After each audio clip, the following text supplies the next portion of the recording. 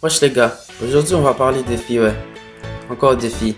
Aujourd'hui je vais vous dire pourquoi une fille vous rejette et comment éviter ça. Ok, si vous êtes prêts maintenant, c'est parti. Numéro 1, elle est de mauvaise humeur. Vous ne pouvez pas savoir ce qui se passe dans sa vie. Elle est complètement enfermée sur elle-même, pas prête pour une rencontre. Elle se bat avec des soucis.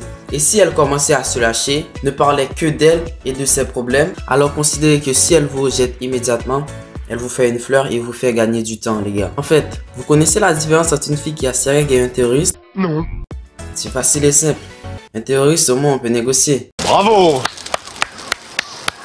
Très drôle, bravo. Maintenant, comment éviter ça? Vous ne pouvez pas. Pas du tout. Next. Passez à une autre fille. Ou à la rigueur, si vous êtes suicidaire, on sait jamais. Tentez-en un. Moi aussi, j'ai envie de faire la gueule. On monte une équipe. Si elle rit, c'est bon, ça peut aller. Mais si elle rit pas, faites comme moi. Il y a une fille qui vous attend à 10 mètres. Numéro 2. Vous n'êtes pas son genre de mec. Elles agissent comme des robots calculateurs. Elles ont des critères et visiblement vous ne les remplissez pas. Ce n'est pas si grave, ça se travaille. Certaines de mes amis affirment qu'elles ont des critères physiques, tu vois. Comme le mec avec des abdos en béton, bien musclés, nanani nanana. Et d'autres plutôt comportementaux pour choisir des mecs. What the fuck? Elle est là la différence entre nous. Non, il n'y a pas de complications.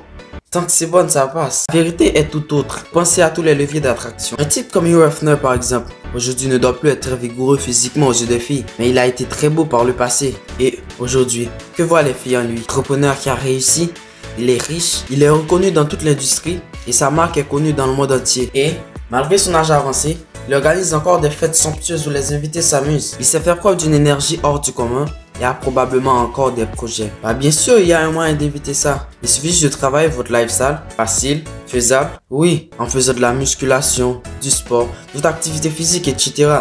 Juste, cherchez-vous un but. Numéro 3, vous avez une mauvaise réputation. Elle vous connaît un peu, vous évoluez dans le même cercle social, vous êtes peut-être collègue de bureau, ou camarade de promo à la fac. Vous pensez qu'elle ne sait rien de vous? Vous arrivez devant elle comme une feuille vierge devant l'écrivain, genre à poil. Genre pas à poil, mais à poil.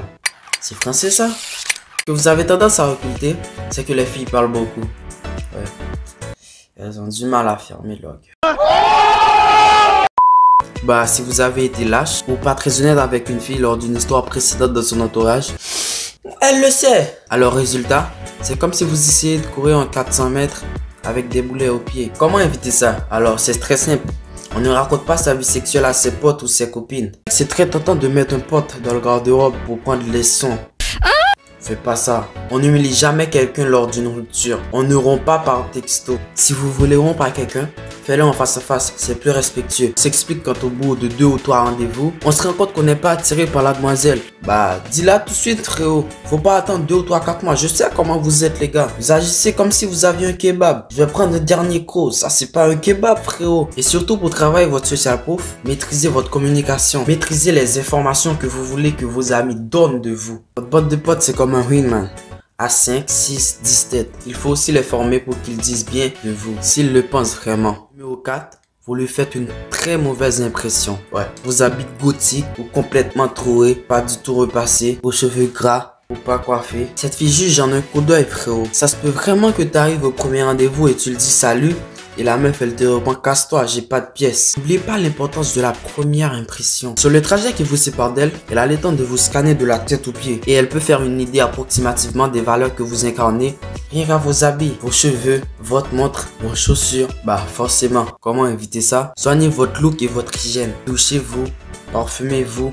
Et surtout, trouvez un look qui s'adapte à votre physique et votre personnalité. Numéro 5. Vous n'êtes pas du milieu. Si elle ose vous sortir une excuse du type mais moi je suis une fille, mais toi, tu es un crevard. Vas-y, casse-toi, frérot, parce que ça pourrait être assez mal engagé. Genre, vous bossez dans le bâtiment et elle étudie ton doigt. Vous êtes en fac de médecine et vous bossez comme un bourrin 24/24. Et elle a un max de temps libre. Il faut parfois se rendre à l'évidence parce que le fossé qu'il y a déjà entre vous risque de se creuser davantage. Bah, comment éviter ça face au qui se ressemble, ça semble qu'elle vous impose? Tentez de répliquer par un. Les contraires s'attirent toujours. Bah, c'est de la physique. Du coup, ça doit passer. Si c'est une princesse, soyez le pirate. Proposez-lui des aventures dans votre monde inconnu. C'est trop beau. Je pense que je vais l'écrire. Des aventures dans ton monde inconnu.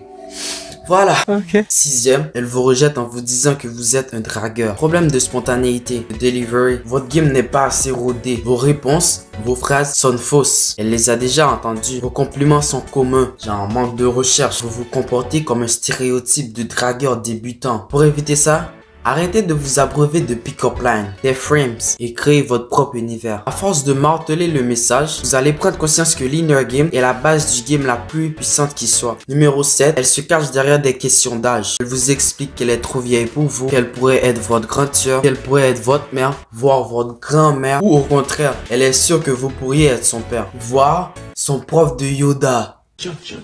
Si elle vous dit ça, bah c'est le début du début, le début de grande amitié, le début de la friendzone.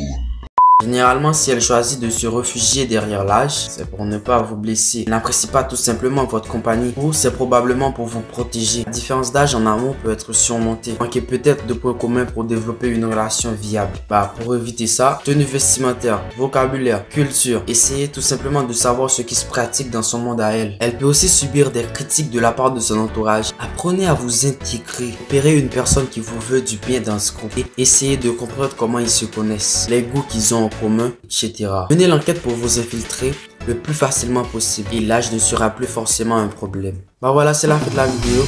Vous vous êtes reconnu dans une de ces situations? Bah n'hésitez pas à aller dans les commentaires et me dire comment vous avez contourné le problème. Et à me suivre sur les réseaux sociaux. N'hésitez pas à laisser un gros pouce bleu, ça fait vraiment plaisir. À cliquer sur ma tête juste ici pour vous abonner à la chaîne et regarder ma dernière vidéo en cliquant juste ici. Et sur ce, je vous dis à très vite pour une nouvelle vidéo. Ciao!